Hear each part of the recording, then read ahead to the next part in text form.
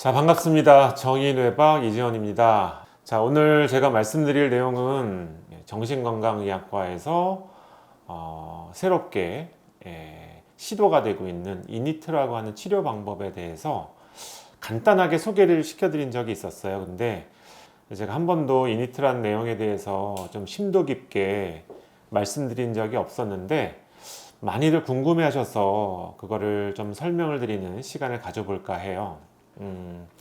이니트라고 하는 게 이제 나오게 된 그 백그라운드에는 정신건강의학과가 사실은 역사가 오래됐는데 얼마나 우울하냐, 얼마나 피곤감을 느끼냐, 얼마나 무기력하냐 이런 걸로 이제 우울증을 진단하고 있었죠. 그래서 증상에 기반한 이제 진단 시스템을 갖고 있었는데 이게 옛날에는 우리가 뇌에 대해서 많이 몰랐으니까 그래서 이제 이런 것들이 굉장히 도움이 되는 이제 접근 방식이었는데 지금은 뇌에 관련된 거를 굉장히 많이 알 수 있게 되었어요. 미국에서 이제 이런 이야기가 나온다고 해요. 이제 뇌에 대해서 한 해에 미국 정부에서 지출하는 예산이 굉장히 크고 그걸 통해서 알게 된 뇌에 대한 정보도 굉장히 많은데 왜 정신건강의학과에서 진단할 때 쓰는 DSM 시스템이라는 게 있거든요. 진단 매뉴얼이 있는데 그 매뉴얼에는 왜 이런 뇌 과학적인 정보에 대한 게 하나도 왜 들어가 있지 않느냐 이런 거에 대한 지적을 많이 받았다고 해요. 이제 왜 우리가 흔히 내과나 정형외과나 다른 이제 의료 서비스를 이용하시면 우리가 객관적인 증거를 검사를 통해서 저희가 얻잖아요. 그죠?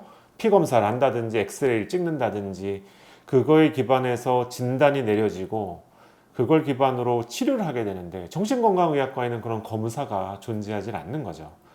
그래서 내가 좀 솔직하게 내 자신에 대해서 뭔가를 잘 느끼지 못한다거나 아니면 의도적으로 내가 남을 속이기 위해서 거짓말을 한다거나 이렇게 하게 됐을 때 그 진단의 명확성이 매우 흔들려지고 판단이 흔들리게 될 수밖에 없는 거죠. 자, 그래서 점점 정신건강의학과에서도 어떤 객관적인 검사를 기반으로 한 진단과 치료 시스템을 점점 요구받게 되었던 거예요. 자, 그래서 이제 이니트라고 하는 게 이제 탄생을 하게 된 건데요. 이니트는 ENIT 이렇게 영문으로 이제 네 글자로 되어 있고요. 그 각각의 의미는 일단은 E는 이제 evidence based. 그래서 환자로부터 물론 면담을 통해서 증상도 듣지만 환자로부터 다양한 검사를 통해서 객관적인 증거를 수집하는 거죠. 이 안에는 뇌파 검사, 심박 편의도 검사 이런 것도 들어가 있고요. 간단하게 자기보고식 검사도 들어가 있고 여러 가지 저희가 뇌의 어떤 기능을 유추해 볼 수 있는 여러 가지 검사가 조합이 되어 있어요. 그래서 이게 E의 의미고요. evidence based. 그 다음에 N은 뉴로모듈레이터 스페시픽이라고 이야기를 할 수가 있겠는데요. 이게 어떤 거냐면은 사람의 뇌에는 세로토닌, 도파민과 같은 이걸 이제 뉴로트랜스미터라고 얘기해요. 신경 호르몬이죠. 뇌에서 주로 사용하는 신경 호르몬을 뉴로트랜스미터라고 하는데 이게 뇌의 여러 가지 우울증이나 아니면은 다양한 어떤 장애에 관련이 되어 있어요. 그래서 우리가 우울증 그러면은 우울증이 도파민이 줄어들어져 있는지 세로토닌이 줄어들어져 있는지 이거 상관없이 우울증이라고 하는 진단을 붙이는데 근데 우울증 환자의 내면을 보게 되면 어떤 분은 도파민 때문에 우울하고 어떤 분은 세로토닌 때문에 우울하고 이렇게 되는 거죠. 그래서 이 신경 호르몬이 과연 영향을 많이 주고 있는지를 이게 좀 구분해서 저희가 봐야 좀 더 정확한 치료법을 치료적인 접근을 할 수 있게 되겠죠. 그래서 그게 N의 의미입니다. 그리고 I는 이런 것들을 다 종합을 한다.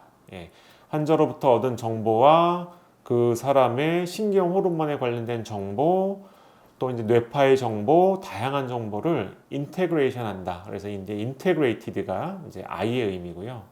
T는 그 종합한 거를 가지고 이제 치료에 이용한다. 그래서 세라피의 의미가 됩니다. 그래서 ENIT라는 게 그런 의미를 갖고 있어요. 자, 그래서 이 ENIT를 하게 되면 몇 가지 장점이 있게 됩니다. 그 중에 첫 번째는 이제 컴프레hensive하다라는 건데요. 컴프레hensive하다라는 거는 누구나 이 증상이나 이런 거에 대해서 납득하고 이해하기가 쉬워집니다. 예, 그래서 그 환자의 증상이 과연 뇌 안에 어떤 호르몬의 문제 때문에 기인한 건지 이런 게 설명이 가능하기 때문에 내가 왜 이제 우울함이 생겼는지 왜 불안한지에 대한 걸 조금 더 잘 이해할 수 있게 돼요. 이 검사 결과를 통해서. 자, 두 번째는 이제 이펙티브한 좀 더 효과적인 치료가 가능합니다. 왜냐하면 뇌에 어느 호르몬이 이상이 있는지 또 뇌에 어떤 부위에 이상이 있는지를 우리가 파악을 하고 치료를 들어가기 때문에 왜 그 전까지는 미리 알 수 없었던 정보를 하나 더 저희가 가지고 치료에 들어가게 되는 거예요. 그래서 이렇게 뇌파 검사와 여러 가지 다양한 이 이니티에 관련된 검사를 하게 되면은 의사한테 좀 더 뇌에 관련된 많은 정보를 주시게 되는 거죠. 그래서 그 의사가 그 환자분한테 정확한 지금 필요한 호르몬 이런 것들을 선택하기도 쉬워지고 또 치료의 부위를 선택하기도 쉬워지고 이렇게 되기 때문에 왜 초반부에 어떤 치료의 선택에 있어서 실수가 좀 줄어들게 되게 되는 거예요. 이런 게 없는 경우에는 저도 과거에는 그런 치료를 했었어요. 일단 우울증 환자다 그러면 일단 세로토닌 제제를 먼저 한번 써봅니다. 근데 이거 가지고 반응이 충분하지 않다 그러면은 도파민 제제를 써보고 이렇게 약의 반응을 보고 유추해서 하나씩 찾아나가는 방법이 좀 구식의 방법이었다고 한다면 이 ENIT는 바로 처음부터 이 환자가 어느 호르몬에 예민하고 어느 호르몬이 부족한 상태인지를 미리 보고 치료에 어떤 방법들을 선택할 수 있는 거죠. 그래서 굉장히 이펙티브한 치료가 될 수가 있는 거예요. 자, 그리고 세 번째는 이제 세이프하다라고 하는 건데요. 왜 정신과 그러면은 약에 관련되어 있는 굉장히 불편한 여러 가지 것들을 느끼시는 분들이 많이 있죠. 그래서 정신과 약에 대해서 우리나라에서는 굉장히 불편하고 이 약을 먹으면 안 될 것 같고 뭐 중독이 될 것 같고 이 약을 먹으면 평생 먹어야 될 것 같고 이런 불안감을 누구나 다 갖고 계시죠. 이게 과거에 의존성이 생기는 약을 좀 치료적으로 많이 이용했던 정신과에 이런 과거가 있기 때문에 그런 편견이 있다라고 생각을 해요. 자, 근데 이렇게 저희가 호르몬의 문제를 정확하게 알고 치료적인 접근을 하게 되고 또 뉴로모듈레이션이라는 걸로 뇌에 이상 있는 부위에 치료를 하게 되면 불필요하게 신경안정제라든지 뇌를 뭔가 억제하거나 재우는 약을 사용할 필요가 별로 없어지게 됩니다. 그리고 뇌 자극술이라고 하는 것을 하게 되기 때문에 이 뇌 자극술은 뇌를 안정시키고 진정시키는 약이 이 뉴로모듈레이션 효과를 떨어뜨리는 이런 역할을 하기 때문에 뇌 자극술을 같이 병행한다면은 어차피 의존성이 생기는 약을 많이 쓰기가 어렵게 돼요. 자, 이렇게 약에 관련된 약에 의존한 치료에서 좀 벗어날 수가 있는 거죠. 이 이니트를 사용하게 되면. 그래서 약의 오남용이 좀 줄어들게 되고 약의 용량이 줄어들면서 좀 더 빨리 증상이 개선되게 되는 그래서 전체적으로 치료가 좀 안전한 치료가 가능해지게 됩니다. 그래서 이게 이니트가 갖고 있는 세 가지 어떤 장점이 아닌가 이렇게 말씀을 드릴 수가 있을 것 같아요. 자, 그러면은 이제 약간 맛보기로 이니트란 게 그럼 과연 그래 뭐가 뭐 좋은지 뭔지 뭐 뭔가는 알겠는데 과연 이니트가 과연 뭐냐 감이 안 온다. 그래서 감을 조금 제가 잡아 드린다면은 자, 제 이제 진료실에 오셔서 제 진료를 받아보신 분, 이니트 검사를 해보신 분들은 아마 다 이 내용에 대해서 한 번씩 들어보셨을 거예요. 제가 항상 뭐 하루에도 뭐 몇 번씩 반복하는 내용이에요. 자, 사람이 뇌 안에 굉장히 중요한 여러 가지 호르몬이 있는 거죠. 그 안에는 도파민이라고 하는 호르몬도 있고 세로토닌, 노에피네프린 이런 호르몬들이 있게 되는 거예요. 자, 사람의 뇌는 호르몬이 좀 충분해야지만 가장 건강한 상태를 유지할 수가 있게 됩니다.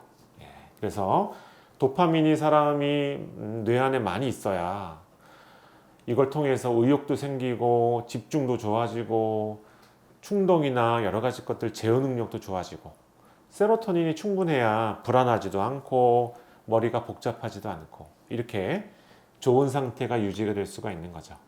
자, 근데 이렇게 세로토닌, 도파민 이 두 가지는 특히나 환경의 영향을 받게 돼요. 그래서 사람이 행복해야지만 뇌 안에 많아지는 특징을 갖고 있고요. 스트레스 받거나 좀 어려운 상태가 되게 되면 이 호르몬이, 이 행복 호르몬들인데 이런 게 점점 줄어들게 될 수밖에 없는 거죠. 자, 근데 왜 우리가 주변에서 보게 되면 이 스트레스에도 굉장히 강한 사람이 있고 약한 사람이 있잖아요. 이거가 똑같이 이렇게 스트레스가 강한 사람, 약한 사람이 존재하게 되는 이유가 이 각각의 세로토닌, 도파민에 대한 예민성이 모두 다 다르고 이거를 보통 가지고 태어나기 때문에 이건 유전적으로 결정이 되는 거예요. 도파민에 관련된 내용을 한번 짚어보게 되면 사람이 뇌에 이렇게 도파민이 많이 있는데 이게 가서 달라붙는 수용체라고 하는 게 있습니다. 이걸 리셉터라고 영어로는 이야기를 하는데 이게 사람마다 다르게 만들어지게 되는 거죠.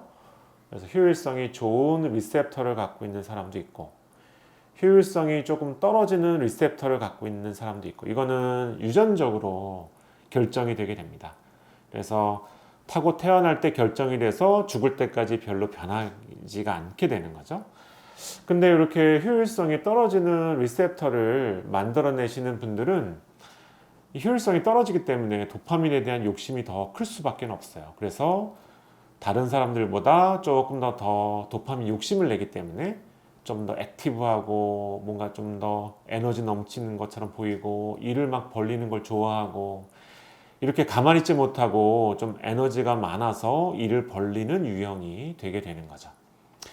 자, 그거를 저희가 TCI라고 하는 검사로 성격 유형을 알아보게 되면 도파민과 가장 관련성이 높다라고 이야기하는 노벨티 시킹, 이걸 자극 추구라고 이야기를 하거든요. 이 자극 추구 점수가 매우 높은 사람이 되시게 돼요. 그래서 자극 추구가 높다는 의미는 그만큼 도파민이 나한테 많이 필요한 사람이다라는 거고, 반대로 이야기하면 스트레스를 너무 많이 받아서 도파민 부족한 상황이 발생하면은 다른 사람들보다 어려움이 더 많이 발생하는 사람이다. 이렇게 이야기할 수가 있는 거죠. 자, 이게 이제 유전적으로 결정이 되게 됩니다. 자, 이런 분들이 내가 아주 행복한 상태다 그러면은 전혀 문제 없이 잘 생활하실 수가 있어요. 근데 누구나 인생을 살면서 항상 행복하지는 않잖아요. 스트레스를 받을 때가 있는데 이럴 때 위기가 찾아오게 됩니다. 왜냐하면은 나는 도파민이 많아야 되는데 도파민이 부족한 상태가 되기 때문에. 자, 그래서 도파민은 이렇게 뇌의 전두엽 쪽에, 뇌 앞쪽 전두엽 쪽에 주로 영양 공급을 해주는 호르몬이에요. 근데 도파민이 스트레스로 인해서 줄어드는데 나는 또 도파민에 예민한 기질을 갖고 있어요. 이렇게 되게 되면 전두엽이 점점 도파민 부족 상태가 되면서 기능이 떨어지게 돼요. 그래서 이렇게 뇌파상에 세타파라고 하는 게 붉게 올라가고 베타파라는 거는 파랗게 되는, 요걸 이제 시상피질 부조화 현상이라고 이야기를 하고요. 자, 그래서 이렇게 뇌파만 보고 이렇게 전두엽에 세타파가 올라가는 유형을 갖고 있다. 근데 이분을 TCI 검사에서 자극 추구 패턴이 또 높다. 이런 것들을 확인을 하게 되면 이분은 도파민에 예민하신 분인데 지금 스트레스로 도파민이 부족한 상태구나. 그것 때문에 전두엽 기능이 떨어졌구나. 이렇게 저희가 알 수가 있게 되는 거죠. 그래서 이제 이런 분들한테는 도파민을 보충해 줄 수 있는 약물과 또 전두엽의 뉴로모듈레이션, TMS 같은 뉴로모듈레이션으로 전두엽 기능을 올려주는 치료적인 선택을 할 수 있게 되는 거죠. 자, 그래서 이게 도파민 디스오더, 도파민에 문제가 생긴 경우에 접근할 수 있는 방법입니다. 자, 이 세로토닌도 또 마찬가지예요. 예, 똑같은 세로토닌도 이 세로토닌이 여러 개가 많이 있는데 이게 가서 달라붙는 수용체가 이게 효율성이 좋은 사람도 있고 효율성이 떨어지는 사람도 있고 이거에 역시도 유전적으로 결정이 되게 되어 있습니다. 그래서 세로토닌의 효율성이 떨어지는 수용체를 갖고 있으면 세로토닌에 예민해지게 되거든요. 그래서 쉽게 세로토닌 부족에 빠지게 되는 거죠. 근데 세로토닌은 충분해야지만 불안해지지가 않게 되고요. 세로토닌은 부족해지게 되면은 불안감이 올라오고 생각이 좁아지고 어떤 생각에 사로잡혀서 약간 우물 안에 개구리가 된 것처럼 조금 넓게 보지 못하고 생각에 이제 사로잡히게 돼요. 자, 이런 일이 쉽게 세로토닌에 예민한 사람들한테서 발생하게 되는 거예요.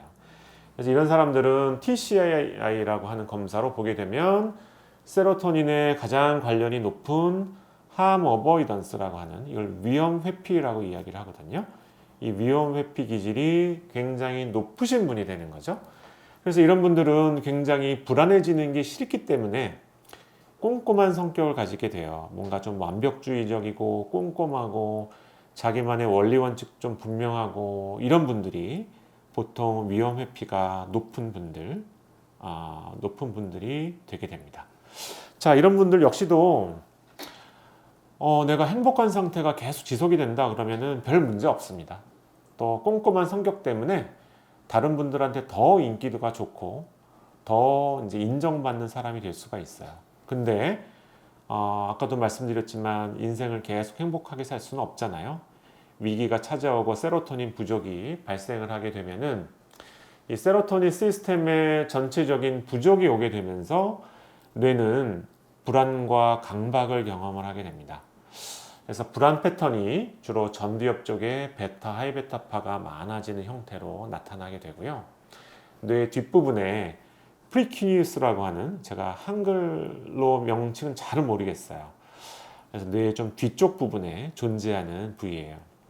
그 부분에 이렇게 과활성화된, 그래서 이게 이제 강박 패턴이라고 이야기를 하게 되는데 강박 증상이 있을 가능성이 높다라는 거죠. 그래서 보통 제가 강박 증상이라고 말씀을 드리면은 병적인 강박을 보통 생각하세요. 근데 뇌에 여러 가지 생각이 조절이 되지 않는 상태를 이제 강박 상태라고 이야기를 해요. 그래서 머릿속에 온갖 복잡한 불안에 관련된 생각이 머릿속에서 떠나질 않는 거죠.